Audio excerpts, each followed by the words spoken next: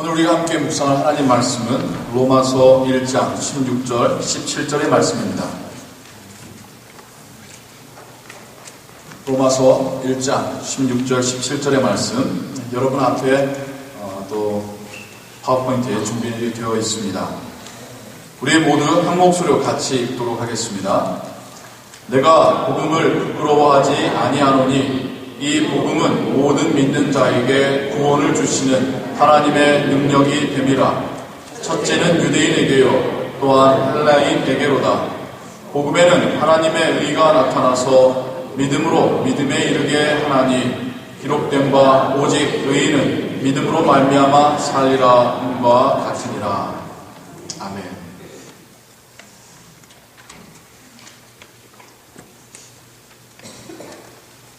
오늘 우리가 읽은 성경 본문에 복음이란 단어가 나옵니다. 여러분, 복음이 무엇입니까? 주일학교에서나 물어볼 말을 여러분에게 물어보시니 당혹스러우신데요. 복음이 무엇입니까? 복음은 우리 한자적인 표현인데요. 가스펠이라고 하는데 그걸 풀이하면 good news, 좋은 소식, 기쁜 소식, 이게 복음입니다. 여러분, 지금 이 순간 그 소식으로 인하여 기뻐하십니까? 여러분에게 좋은 소식이고 기쁜 소식입니까? 기억이나 감정은 쉽게 잊혀지는 것 같아요. 오래 품고 있으면 힘들어합니다.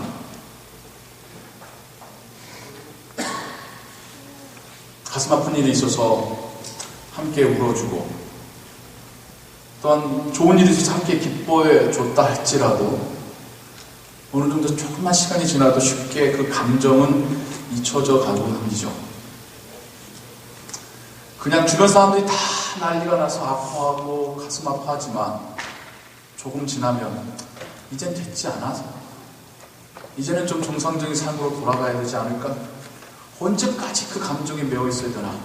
감정적으로 피로도가 쌓이면 이제 그 감정을 정리해가는 게 인간의 좀 생리적인 모습인 것 같아요. 얼마 가지 않아서 그 감정이 잊혀지는 하는. 복음은 기쁜 소식입니다. 분명히 처음에 들렸을 때는 굉장히 기쁜 소식이었습니다. 복음을 처음 영접하신 분에게도 그 복음은 굉장히 기쁜 소식이었을 것입니다. 그러나 조금만 시간이 지나면 그때 그 감정도, 심지어 그 기억마저도 점차 희미해져가는, 이제 당연한 게 되어가고 뭐 굳이 그게 새삼스러운 거 있나라고 되어져가는 것이 우리의 신앙의 모습이죠. 이제 어느 순간에는 복음 아닌 것들이 신앙의 가장 본질적인 것 마냥 그 중심의 자리를 채워버리는 그런 모습도 보게 됩니다. 하나님을 예배한다는 그 이유가 하나님 때문에서부터 나를 위해서로 바뀌어져 가버리는. 복음은 알고 있으나 나의 신앙의 본질에 있어서 복음은 별로 영향력이 없는 그런 시대가 바로 오늘날의 시대입니다. 복음을 강조하는 교회보다 축복이나 치유를 강조하는 교회가 더 많아졌습니다. 복음을 설명하는 교회와 메시지보다는 기타 등등들을 강조하고 선포하는 교회들이 훨씬 많아졌습니다.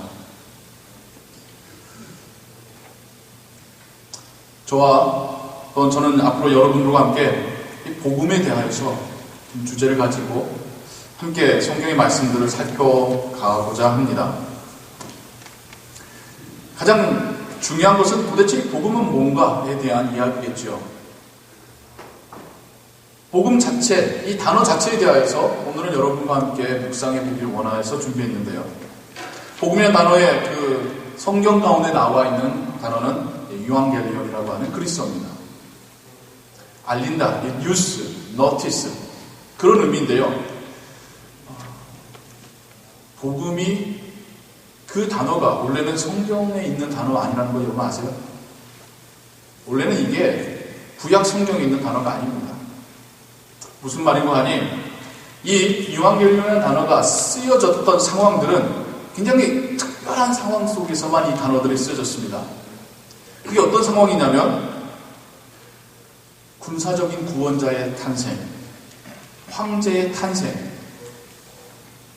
혹은 새로운 황제가 즉위식을 할 때, 혹은 황제가 군사적으로 큰 승리를 쟁취했을 때에 이때 이것을 알리면서 유앙겔리온이라는 단어를 썼다는 거예요.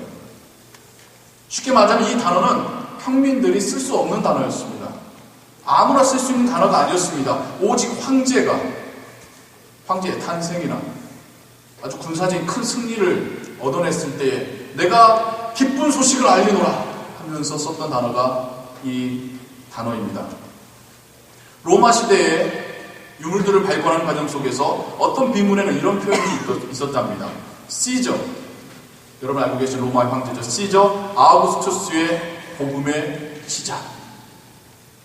우리는 복음하면 다 성경 이야기로만 이해하시고 당연히 성경에 있는 이야기, 당연히 예수님에 대한 이야기라고 여러분 이해하실 테지만 그 당시에 사도 바울이 있던 그 당시에 유앙겔리온이라고 하는 이 단어는 교회에서 쓰여진 단어가 아니라 정확히 말하자면 황제가 썼던 단어입니다.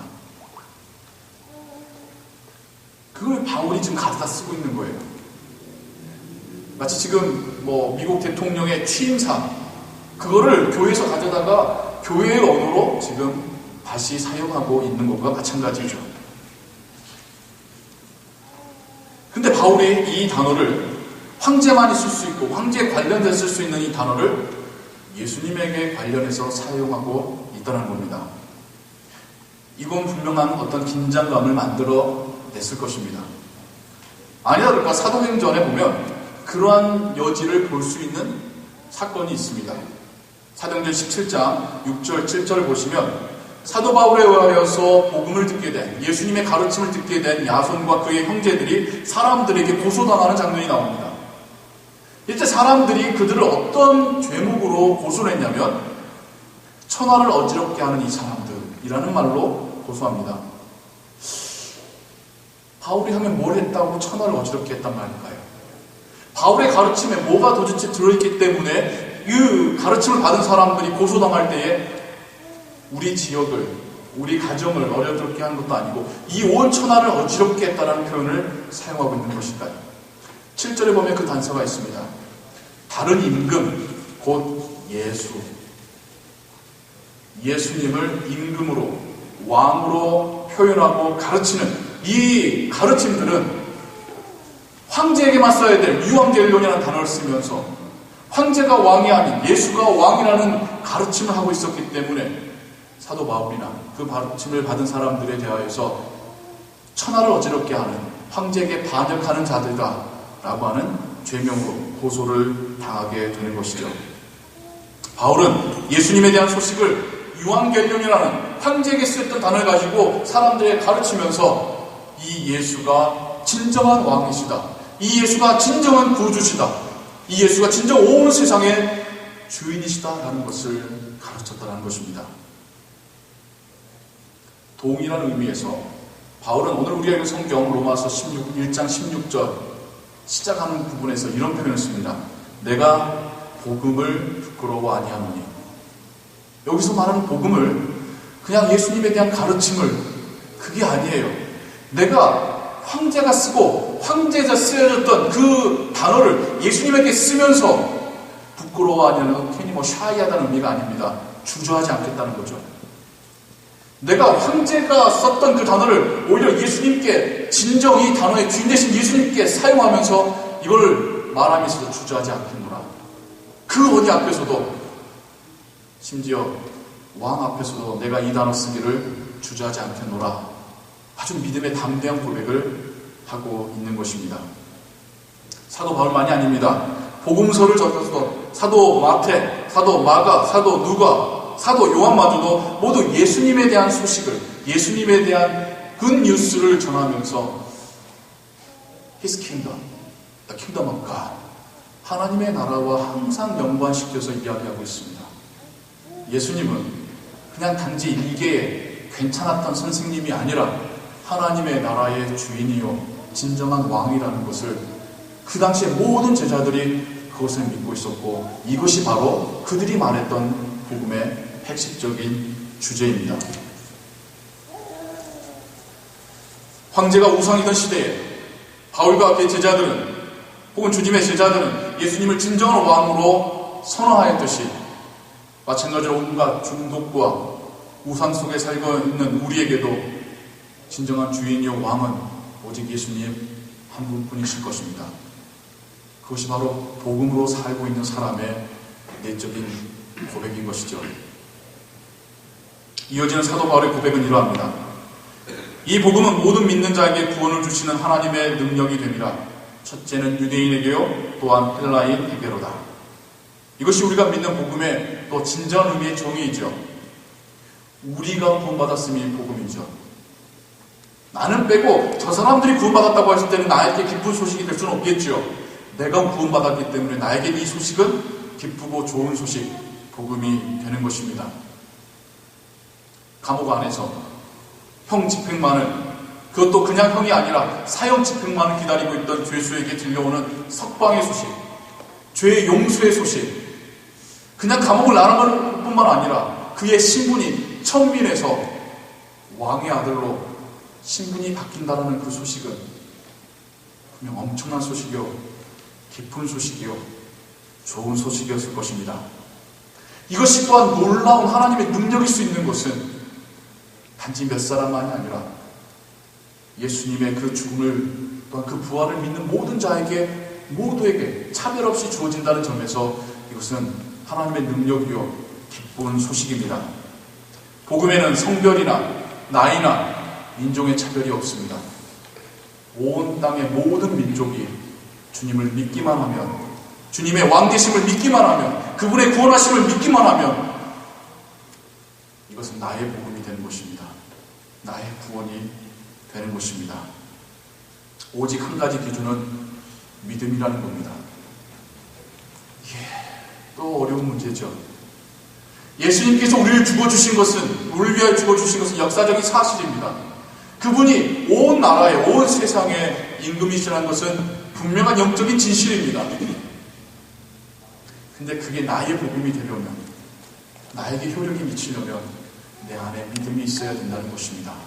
하나님은 다른 것도 다 요구하지 않겠다고 말씀하십니다.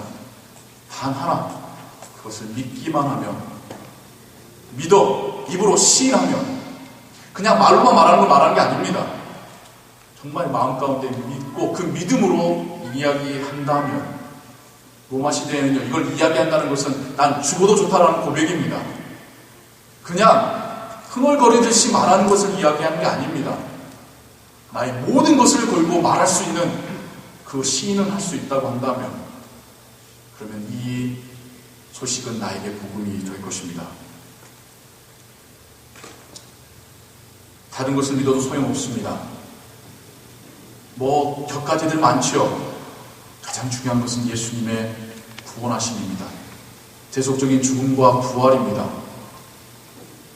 한쪽만 믿어도 소용없습니다. 다 믿어야 됩니다. 이단이 왜 이단인 줄 아십니까?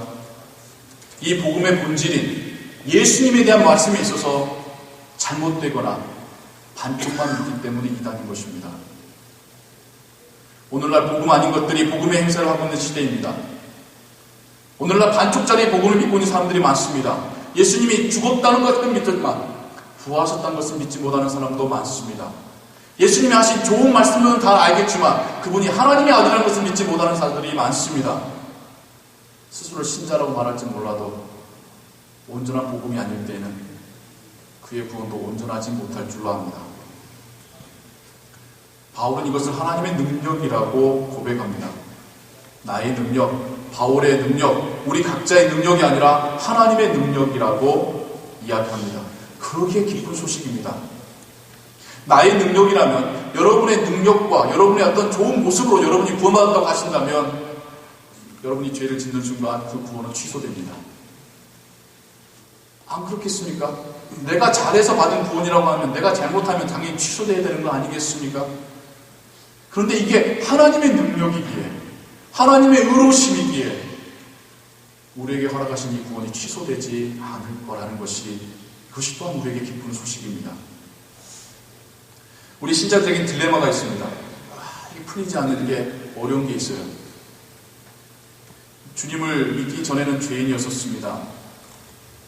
주님 믿고 나니까 이제 내가 하나님의 백성이요, 주님의 제자요, 나는 이제 거듭난 사람이요, 나는 이제 천국 백성이요. 근데 여전히 우리가 죄를 짓고 있는 문제에 대해서 주님 정말 믿습니다라고 고백하고 다니는 그 신자의 삶의 모습이 형편없는 모습을 볼 때, 내가 주님을 알고 믿는 것은 확실한데 여전히 나에 있는 이 연약함으로 인하여서 우상을 끊지 못하고 있을 때, 중독을 끊지 못하고 있을 때, 예수님께서 하나님께서 하지 말라고 하는 그것들을 다 어기고며 살고 있는 나의 모습을 볼 때에, 이때에 우리가 아주 고민이 됩니다.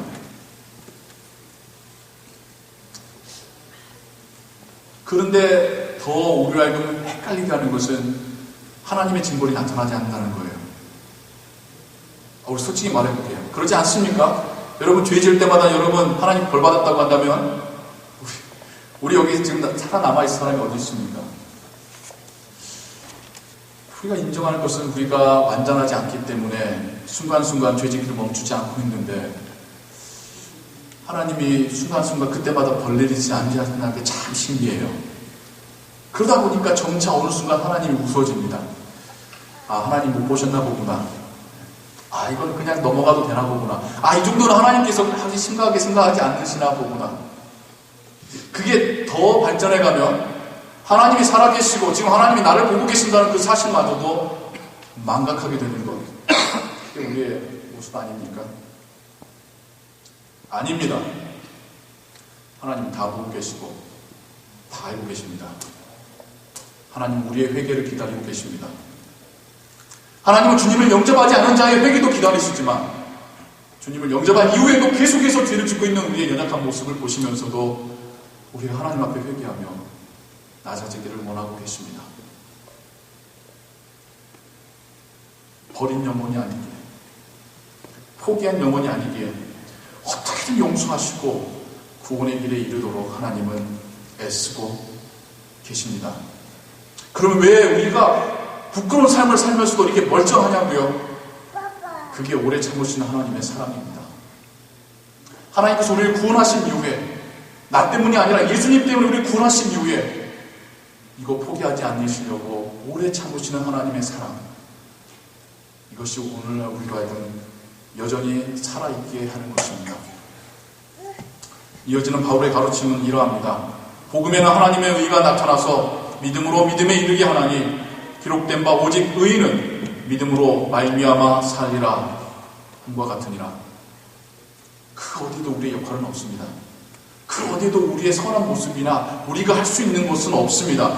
그 모든 것이 전적으로 하나님께서 하신 일입니다. 우리의 구원받음, 그 복음 안에는 우리가 아닌 하나님으로 채워져 있더라는 것입니다. 그 무엇보다 하나님의 의로우심이 우리에게 나타나셔서, 바로 예수 그리스도가 우리에게 먼저 나타나셔서 죄악된 인간에게 하나님께서는 징벌이 아닌 용서와 구원의 손길을 먼저 펼치셨다라는 것입니다. 노아 시대와 같이 하나님께서 자연재해로 이 온 땅의 모든 생명체들을 벌하실 수 있으십니다. 다시는 물로 심판하지 않게 나오셨으니 상상해보자면 땅 속에 있는 그 마그마, 지구 전체에, 여러분 우리 학창시절에 배웠죠. 이따만한 지구가 있다고 한다면 우리가 살고 있는 이 표면은 정말 1%도 안 되는 부분이요, 그 안에는 뜨거운 불덩어리가 있다는 여러분 사실 아시죠? 그게 조금만 땅 위로 터쳐 나온다 하더라도 수백만 명의 사람들이 목숨을 잃어가는 그 하나님의 놀라운 능력 여러분 아시죠? 지나가던 해성 하나만 그 진로가 변경돼서 땅에 떨어진다면요, 하나님은 징벌을 못하셔서 못하고 계시는 게 아닙니다. 지금 당장도 하나님 심판하실 수 있으시나 우리를 구원하시려고, 한 영혼이라도 더 구원하시려고 오래 참으시며 인내하고 계시는 것입니다. 심판 전에 구원의 길을 우리에게 주신 것입니다. 우리에게는 의로움이 없기에, 우리에게는 선한 모습이 없기에 하나님의 의로움을 우리에게 빌려주시면서까지도, 우리에게 입혀주시면서까지도 우리를 구원하고 계시는 것입니다. 죄 없으신 하나님의 아들 예수께서 우리에게 오셨고 우리를 대신하여 십자가에 죽임 당하셨습니다. 진정한 하늘의 왕이 우리에게 오셨고 우리에게 진정한 구원과 생명을 주셨습니다. 바울은 그래서 이것을 유앙겔리온이라고 말하지 않을 수 없었던 것입니다. 누구든지 이것을 믿기만 하면 구원받기에 이것을 기쁜 소식이요 온 세상에 전할 엄청난 소식이라고 말하지 않을 수가 없었던 것입니다. 이래서 우리가 신자가 되었습니다. 이것 때문에 우리가 하나님을 감사하며 하나님 예배하는 것입니다. 이것이 바로 우리가 남은 생애를 하나님과 함께 살아가는 이유인 것입니다. 복음 위에는 우리에겐 기쁜 소식 없습니다. 복음 위에 우리를 살릴 수 있는 것도 없습니다. 복음 위에 우리의 신앙의 이유는 없습니다. 우리는 복음 때문에 신앙생활을 하고 있는 것입니다. 그 복음 때문에 나와 다른 사람과도 우리는 동역할 수 있는 것입니다. 그 복음 때문에 나와 아무 관계없는 사람과 우리가 가족이 되는 것이고 공동체를 이루는 것이고 함께 살아가는 것이지 않겠습니까? 우리의 신앙의 가장 중요한 곳에 복음이 있기를 소원합니다. 내가 왜 이 신앙생활을 하고 있는지, 내가 왜 교회에 나오고 있는지, 내가 왜 예배 드리고 있는지 그 이유 가장 중요한 자리에 예수님이라고 하는 복음이 자리 잡게 되기를 주님의 이름으로 축원합니다. 기도하겠습니다. 하나님 아버지, 우리가 왜 살고 있는지, 어떻게 구원받았는지, 우리의 삶의 이유가 무엇인지 그 모든 것이 복음으로 연결이 됩니다. 우리의 삶에, 우리의 신앙에 가장 중요한 이유는 복음입니다. 주님께서 우리를 구원하셨다라는, 그것이 나에게 적용된다라고 하는 이 믿음이 복음이며, 그 복음이 우리로 하여금 신앙생활을 하게 하고 있습니다. 하나님, 우리가 하나님을 예배할 때에, 우리가 신앙의 이유로 함께 모일 때에 오직 주님의 복음이 우리 안에 있게 하여 주옵소서. 다른 이유 없습니다. 반쪽짜리도 허용되지 않습니다. 온전한 복음을 믿게 하시고 그 복음 붙잡고 살아가는 우리의 신앙의 삶 되게 하여 주옵소서. 예수 그리스도의 이름으로 기도하옵나이다.